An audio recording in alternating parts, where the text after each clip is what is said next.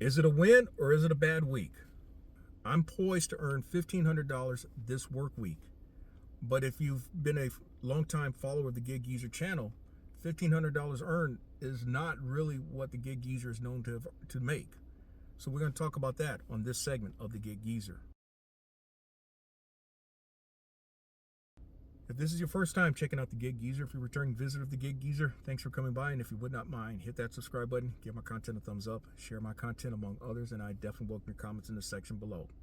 I'm sitting here in the F-150, about to go inside and complete a shop and pay opportunity from UberEats. The opportunity is to pay $25, and that $25 is going to put me over $100 earned today, and over $1,500 for the work week.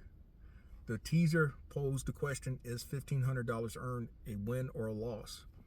Now, if you've been a longtime follower or subscriber of the Gig Geezer channel, you've seen how I've shared how I've earned as a benchmark number multiple times and multiple times for consecutive weeks on multiple occasions, how I have earned $2,000 or more and have earned $10,000 or more in a month.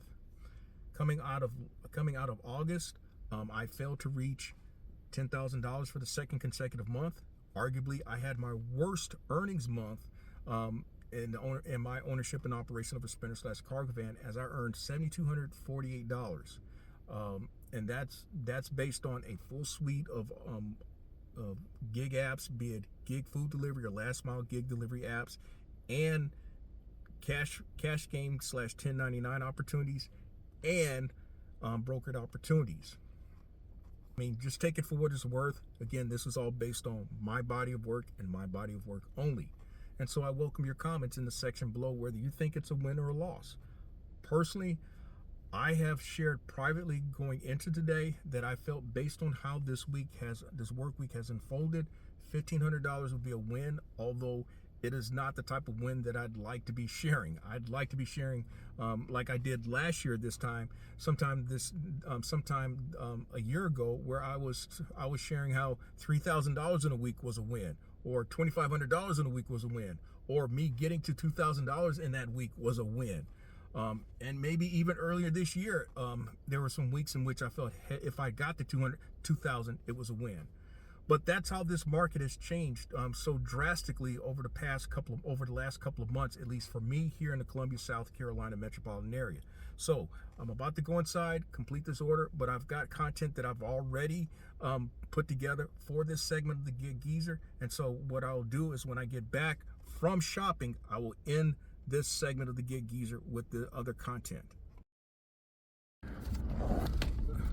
Before we go into the other parts of this particular segment of the Gig Geezer, I will share that I shopped all but one item, so there should not be any difference in the final payout of about $25. This is going to put me over $100 for today and over $1,500 for the week.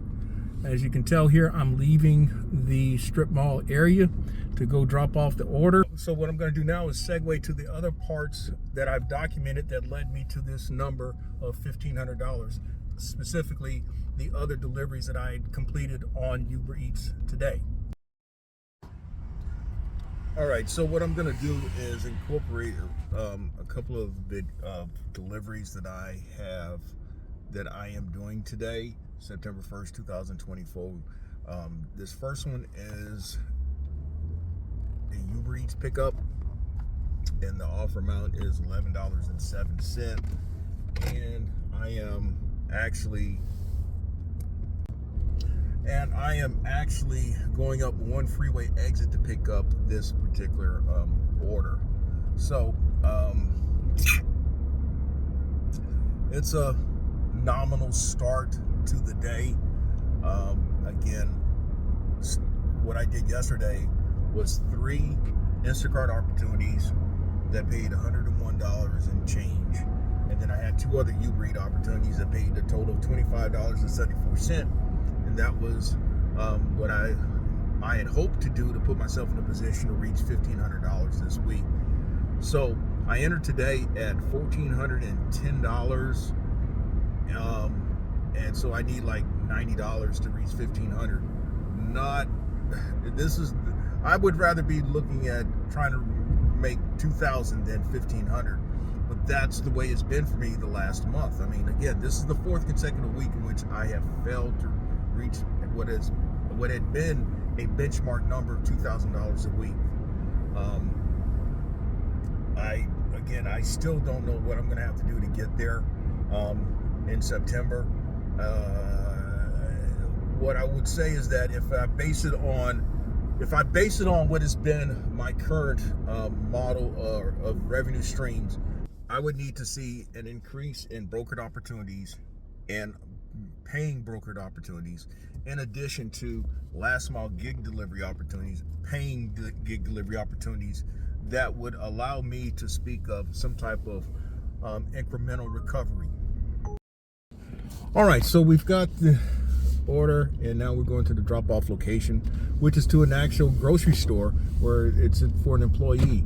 Now, the area where I'm at, 5-6 years ago, actually 6 years ago, there was no stoplight here, and there was a gas station, but there's no QT, Taco Bell. The homes that are across the way did not exist. I believe, if memory serves me correct, there were trees that had been cleared away to put in the subdivision or subdivisions, but that building there did not exist. A lot of the stuff did not exist here 5-6 years ago. This area here was still considered, well, actually about 20 years ago, it was definitely considered the outer reaches of the Columbia, South Carolina metropolitan area. But anyway, I wanted to give you at least somewhat of a peek into my kind of day. Days like this. Quite honestly, intentionally, I did not take the Geezer van because the last mile gig delivery opportunities just have not been there. Yesterday, August 31st, 2023, there were 3 opportunities that showed up on my phone yesterday. 3. 2 of them actually while I was in the shower. And so there was one that showed up yesterday that I can talk about, and it was for like $23 in a city that was 45 minutes away. So that's the type of stuff that a lot of us have been seeing on the last mile gig delivery apps, and that is what has contributed to my earning less than $7,250 last month. It's things like that. You can only do so much. And so again, this is where I have to be smarter. This is where I'm going to have to be more enterprising and coming up with ways of diversifying myself that much more. I've said this multiple times already. Do I know yet what it's going to take? I don't. I have an idea. I'm kind of biding my time, so to speak, at least getting to the first phase of what I would like to do. The second phase may be a little more challenging for me, but you never know. When you're determined to make things happen, things tend to happen for you.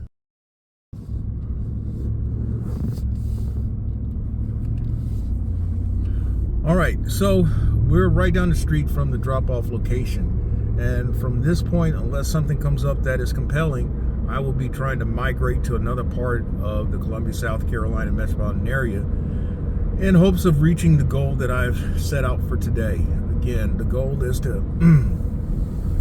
to finish above 1,500 for the work week, and then try to make things happen starting tomorrow for the remainder of September. So, if you like the content that's been provided in this segment of the Gig Geezer and any other segment of Gig Geezer, hit that subscribe button, give my content a thumbs up, share my content among others, and I definitely welcome the section below. All right, so I'm turning into the parking lot. It's a place that I've actually done a number of Instacart opportunities. So again, we'll see what happens today. I'll post the final numbers at another section of this particular segment of the Gig Geezer. Alrighty, so now I'm sharing yet another UberEats pickup. That's what seems to be going on right now to start off the day. It was a shop and pay from a Target, and it's going to a residence. Very few items. In fact, you see on the inset, 2 item categories, 5 total, and it's paying in the neighborhood of $15. I forget the exact number, but I believe it's $15. So again, that's going to put me around $25, $26 to start the day. I'm not expecting much. I'm really not. The other thing about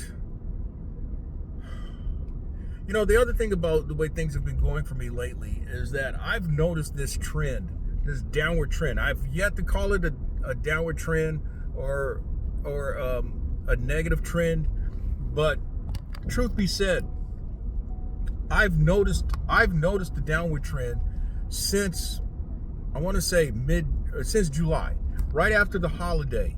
I noticed how things were becoming more difficult to come by. And that is something that's always a concern for me. It's not about how, it's really all about how the money is being made. I've said this many a times, but if you're really attuned to what's going on, you're paying attention to how the money is being made. Is there the quality and volume of opportunities that you've come to understand that's needed in your market to make the money that you need to make? Are you staying out longer than you need to stay out to earn the money that you think you need to make? I can't say that I've been staying out as long because I've not done that. I've not gone as far as doing that. The thing that has caught my attention is the difficulty of how the money is being made through the quality and volume of opportunities. And that is a recurring theme for me. In fact, I mentioned in this segment of the Gig Geezer. Again, I'm going back to that segment because that was when I first started talking about or posing the question, do you feel that you are struggling in 2024? So, I'm traveling en route to that drop-off location. I'm actually in a part of the Columbia, South Carolina metropolitan area that I lived in for over 20 years. In fact, I'm actually in the exact area now. In fact, this area here is where I used to, after having hip replacement surgery, in my rehab, I would go on walks of a mile to 2 miles at a time. Very familiar area. I can talk of how this area has changed in terms of its expansion and growth or the population shift. But anyway, okay. So the goal today so the goal is to reach $1,500 for the week, and the way things have gone for me in the last 6 weeks, this would be considered a win. As a recap, this is the 4th consecutive week in which I have failed to earn $2,000 or more. $2,000 for about 12 to 14 months had been a benchmark number in terms of my production, gross earnings, gross revenue. But since the market has changed as it has, at least for me, I'm having to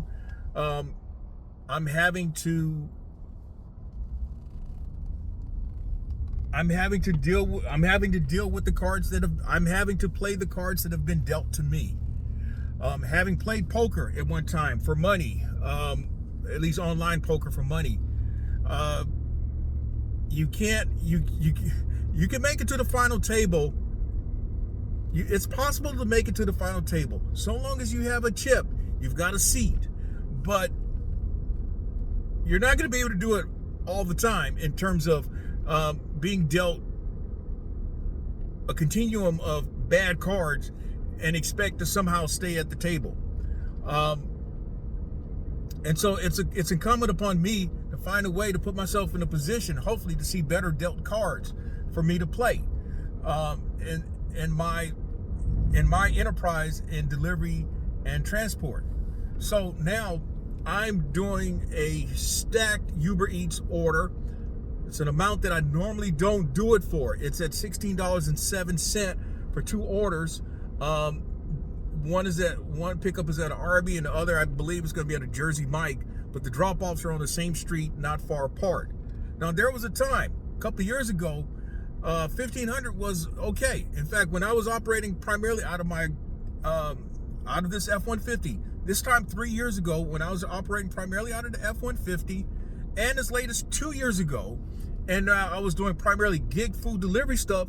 1,500 was an average, was a productive week and somewhat of a normal week that I would expect of myself. Actually, numbers anywhere between $1,200 and $1,500 to $1,600 a week was a nominal number. But these numbers don't feel the same when you operate primarily out of a Sprinter/cargo van, or you've added a Sprinter/cargo van. You're expecting to make more money. That's the whole point. That speaks to what I've said all along about a greater earnings capacity with a Sprinter/cargo van. And so what you're looking for are those bigger hits. The bigger hits come from the last mile gig delivery opportunities. But when you're not seeing them, at least based on the apps that you're on, you're having to make adjustments that may work in your favor and may not work in your favor. That's why I keep posing the question, well, what do I do? At this juncture, I have in mind some things that I need to do, but it's a time element. And even then, even if I'm in that position at that moment, I don't know yet which direction I really need to go. I'm still having to think that through. So, application, this Arby's here. Of course, I remember, in fact, directly across the street, as I mentioned in the previous segment of the Gig Geezer, directly across the street from this Arby's is the bowling alley that I started out practicing at back in 2014 when I had returned to the game, having been away for 18 years.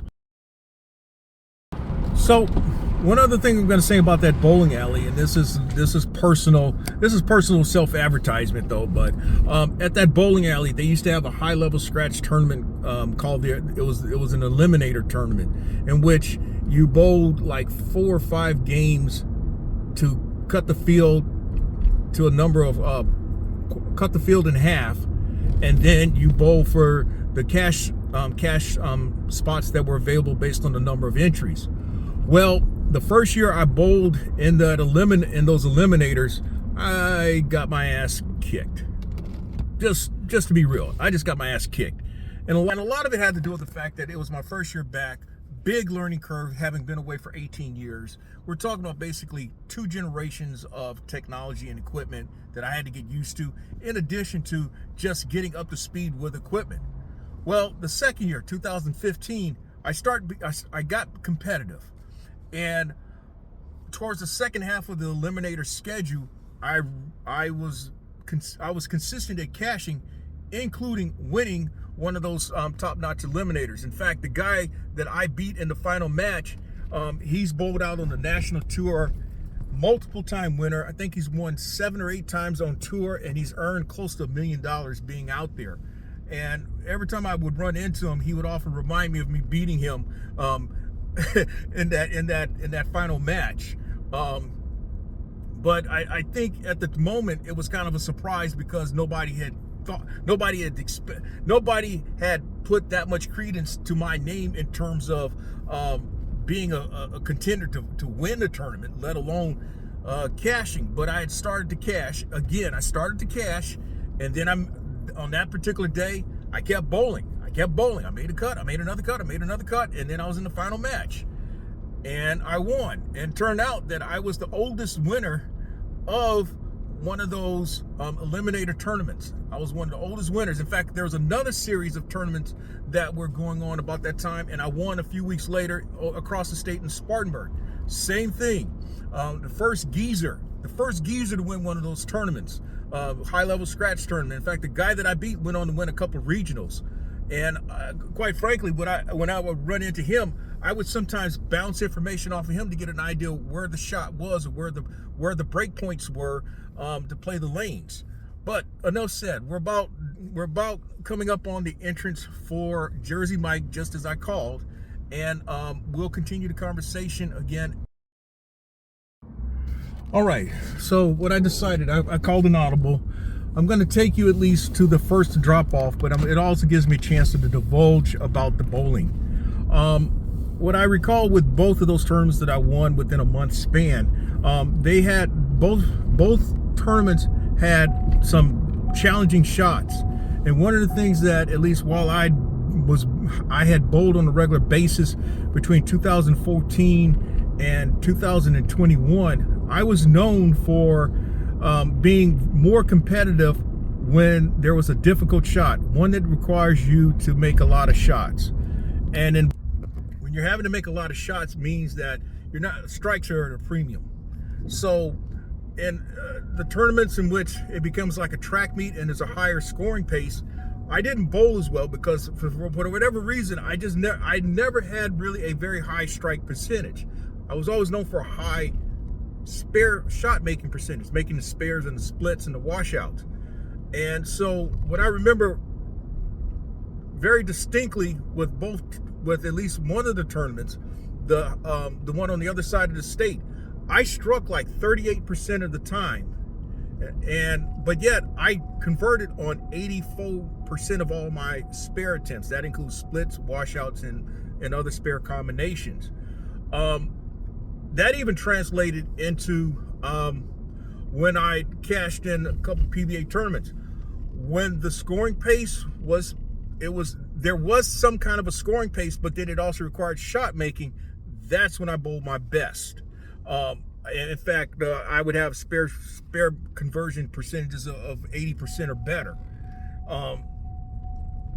Could it be better? Yes. That would mean less splits. In fact, the guys that are really, really good make 90% or better of their spares, including splits. But for my level, for my skill level, for where I was being a regional hack, so to speak, pretty good numbers. But anyway, we're about at the first drop-off location. And again, these two are paying $16.07. That's going to put me somewhere around 42 and about almost halfway to the goal of 1,500. All right, this area should be familiar again because in this segment of the Gig Geezer, I shared how I had a very easy catering opportunity.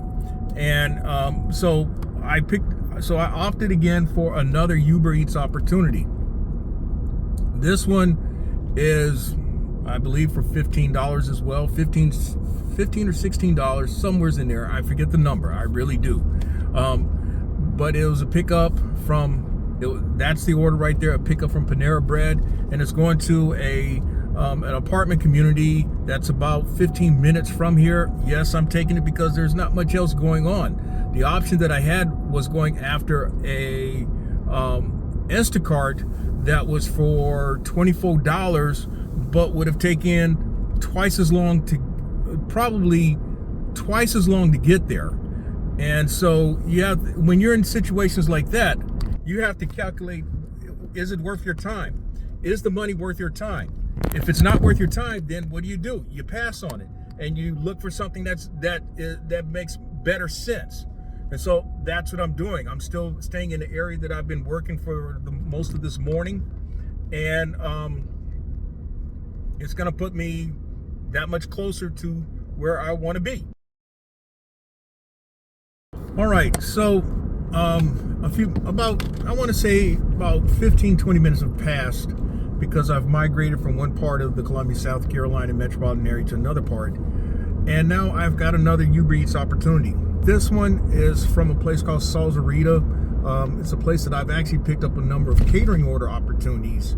But what that particular Salsarita, what they've tried to do is minimize having to go through the catering apps and do it themselves. One thing about catering, it's highly competitive among apps and then just businesses. And I've talked about that in the past, where you've got some businesses that really try to not have third-party deliveries, and they try to keep that tip money to themselves. So anyway, this order is going to pay $20.01. It's on UberEats, and it's going to put me $20 closer to the goal of hitting $1,500. The exact number that I really need to hit today is like $90. I may stay out there to say I earned $100. Don't know if I really want to do that, but more than likely, it sounds better to say that I made at least $100 while I was out here, as opposed to saying, oh, I'm calling it a day after $90. Now, I've cut out, what I do want to add while driving here is that, again, at least here in Columbia today, there's not been much of anything. On DoorDash, I've not seen any orders that have been worth my while.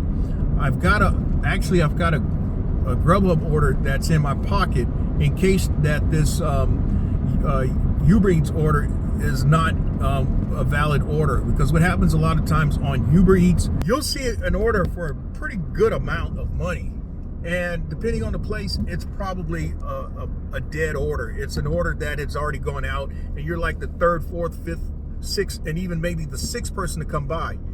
And what has been the trend, and I've been guilty of it as well, folk just cancel out the order and it bounced to another driver. There was a time you could contact UberEats and have the order canceled, but UberEats has done this dumb shit stuff in which you got to go through a bot. And then if you get through the bot and you actually try to speak to someone, the person you're talking to is some dumbass that don't understand what you're telling them, and you don't understand what they're talking about. And so you're just like, forget it. In fact, that happened during the week with a $35 order from a chicken place. It was $35. I came in and said, look, I don't think that this order is available, is up, it's probably gone out. And she says, you're right, you're the second person to come by. But what was funny about that is while I'm in the parking lot, somebody else shows up. Some lady shows up and she's looking at her phone. I said, hey, are you here for this order? She's like, yeah. I said, look, you're going to be the fourth person with that order.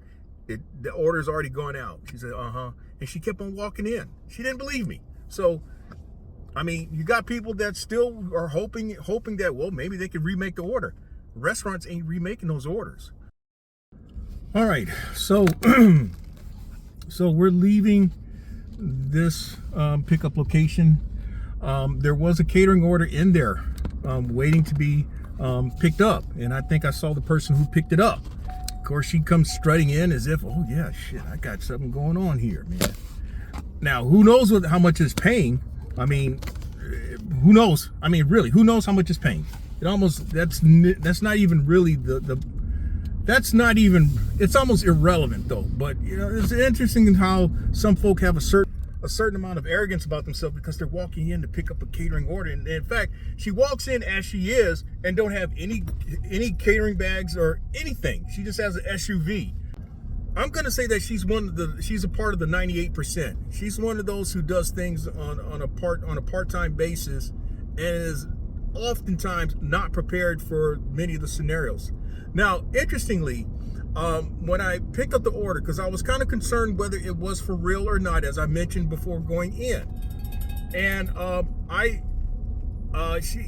lady at the counter noted, whoa, that's nice, that's interesting. She was talking about my cup holder, and I've had people make similar observations.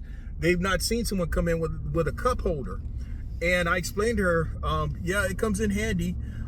You do it enough as I have, you learn to get something like this. And I explained to her how you do something like that after, with the traditional cup holders, it ends up in your front seat. All right, so continuing conversation about the catering orders. Now, I'm not mad or jealous at the lady, jealous at or of the lady, because she got her a catering opportunity. What it does speak to is that how few catering opportunities I do see, especially if it's like on the delivered app. I might see them a couple of days out of a week. Most of them have not been worth my while. Last month I completed one delivered order, and it paid $110. On the deliver that, I completed three or four opportunities. 3 opportunities last month, and actually, yeah, 4 opportunities last month. I completed 4 opportunities last month on the Deliver That app. And of course, with the Deliver That, it's a matter of if you just happen to catch it when you catch it, because you can actually have the page open where the order pops up and you hit that blue button, and you may not, and there's a very strong likelihood you're not going to get it.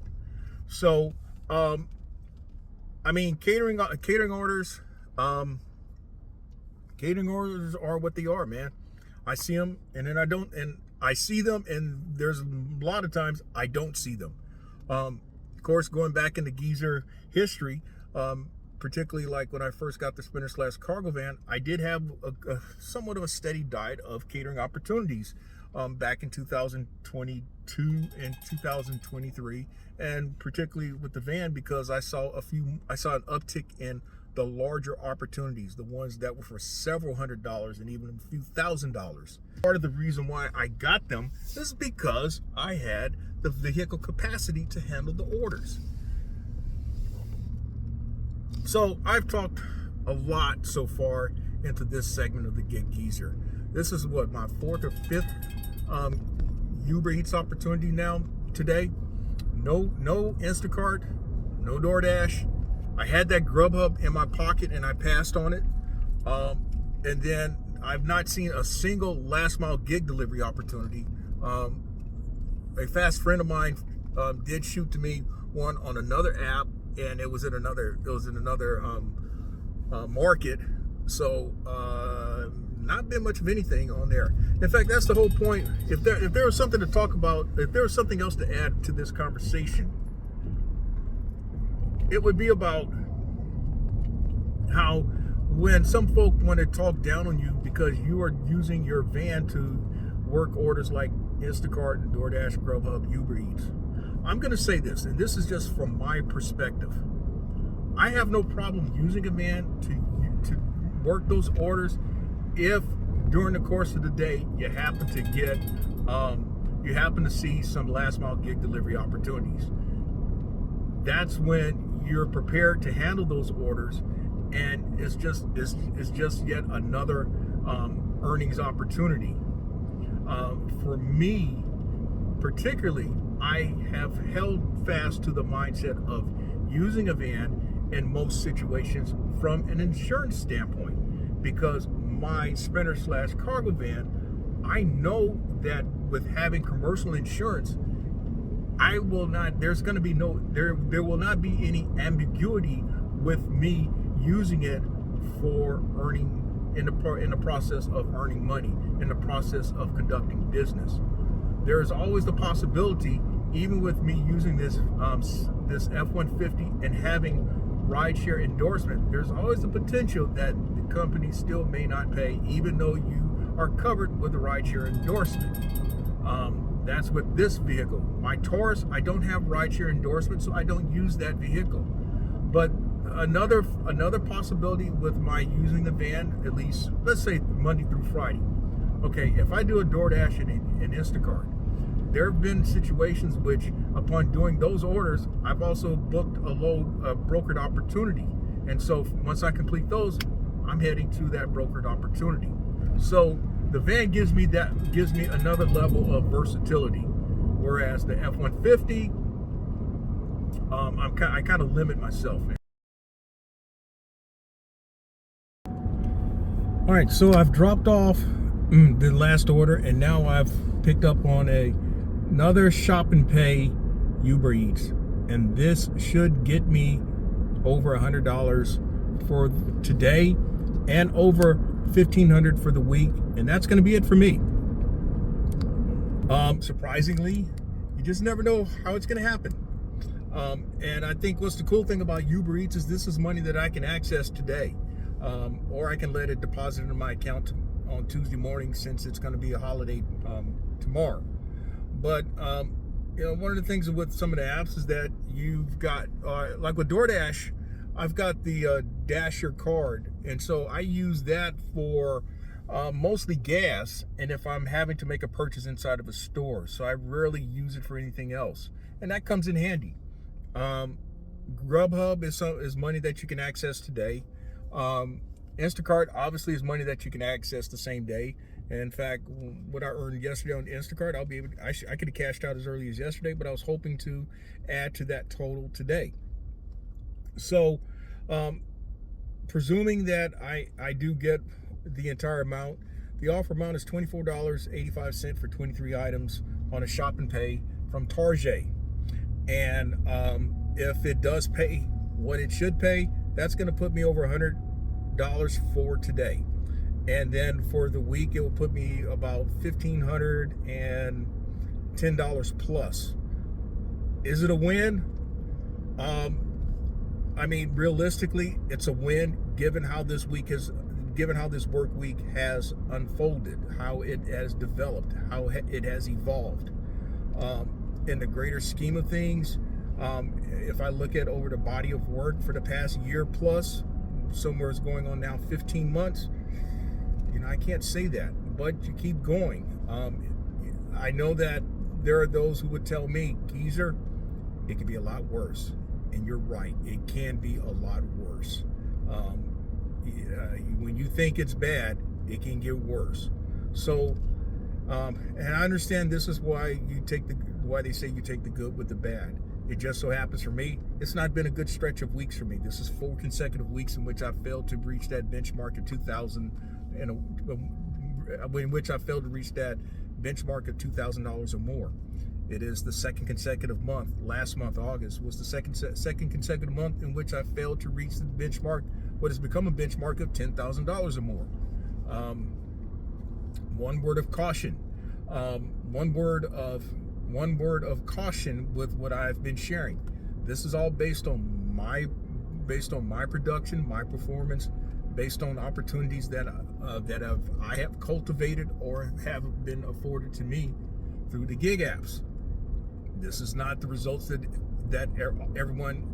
These are not guaranteed results for everyone, and so you have to apply. You have to take what you can to apply to your situation and your situation only. And so that's why I've not tried to sell people dreams of, yeah, you can do this too. It's not guaranteed. Is it realistic? It's possible, as what some people have shared with me. But will everybody do it? No. In fact, that's the thing. That's the thing. If you go across the YouTube sphere among content creators, I've not seen many who can say that they've earned the type of money that I have earned. I mean, hey, 72.48 last month. Not a great month for me, but there are those who would curse me out and tell me that I'm a fool for saying what I've said. Again, that's just based on what I have done. That's just based on my production, my body of work over a period of time. So enough said. I'm going to post the final numbers here. That's for today. The final numbers for the week. And again, if you like the content that's been provided in this segment of the Gig Geezer or in any other segment, hit that subscribe button, give my content a thumbs up, share my content among others, and I definitely welcome your comments in the section below. I'm Inwood Lane. As always, may your grind and your hustle continue.